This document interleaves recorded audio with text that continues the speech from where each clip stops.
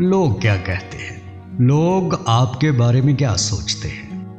آپ کی یہ سوچ آپ کو ایک ایسی اندھی غار میں پھینک دے گی کہ جس کے کسی کنارے پر روشنی نہیں ہوتی۔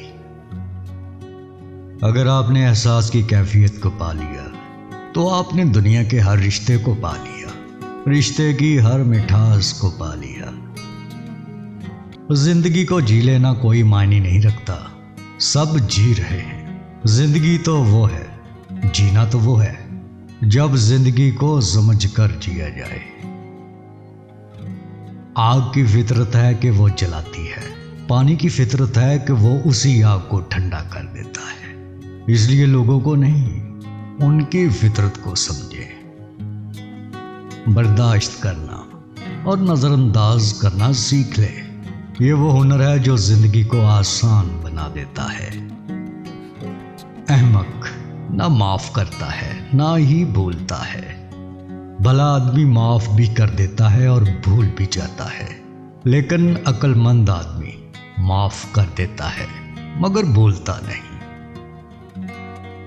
ہم جوتا خریدنے سے پہلے 1000 مرتبہ سوچتے ہیں، لیکن کسی پر تہمت لگانے سے پہلے 1 مرتبہ بھی نہیں سوچتے۔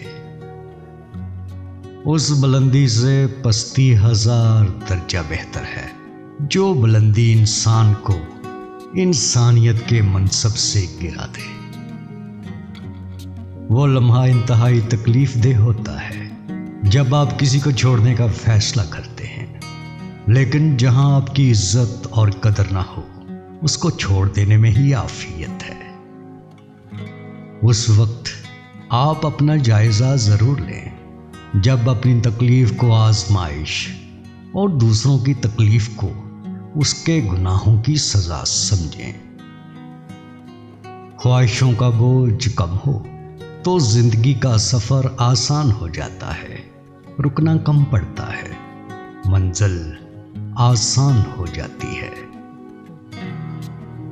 جب ہم لا حاصل کے پیچھے اپنی زندگی اور وقت ضائع کر رہے ہوتے ہیں تو ہم اپنی زندگی سے بے وفائی کر رہے ہوتے ہیں۔ اپنی زندگی سے وفا کیجیے، جو نہیں ملا اسے دفع کیجیے۔